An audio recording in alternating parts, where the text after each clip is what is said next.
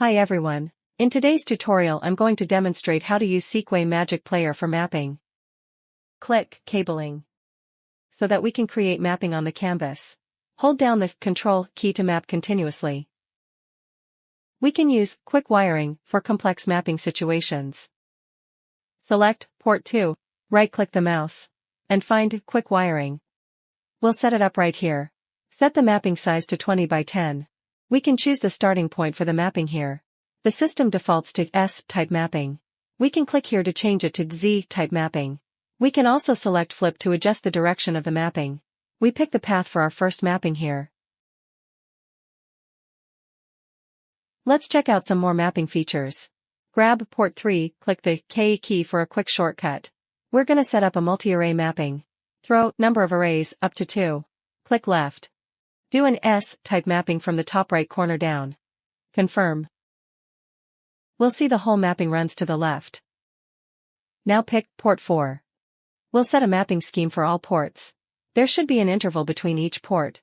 Overall direction to the right. Next up, let's map all controllers and their ports. Set the controller count to 3. Choose Port 1. Point it downward with gaps between each port. We can view this by dragging that little box in the overview. Then, let's try setting up virtual points and drawing a circle. Draw a line. Select a point. Right-click it and choose Virtual Wiring Point. Fill in the virtual backpoints with 3. We can see the numbers here. 3 points have been hidden. Right-click blank space and select Draw Circle. Enter the radius and the number of points. Choose the mapping direction. Click Snap. We can opt to not snap to the grid for a smoother looking circle. We can observe its direction.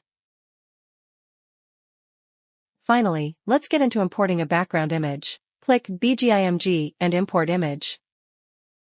We can tweak the size. Lock it in place or shift it around. Once the size is set, we can start mapping. The controller we're using for this demo has 8 ports. Each port has 3,840 channels. Once we're out of channels on a port, we need to pick the next port to continue mapping.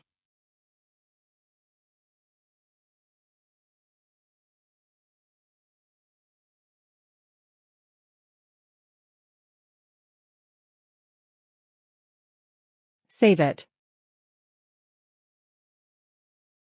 Choose an effect. We can see a preview of it. Thank you for your time. See you on the next tutorial video.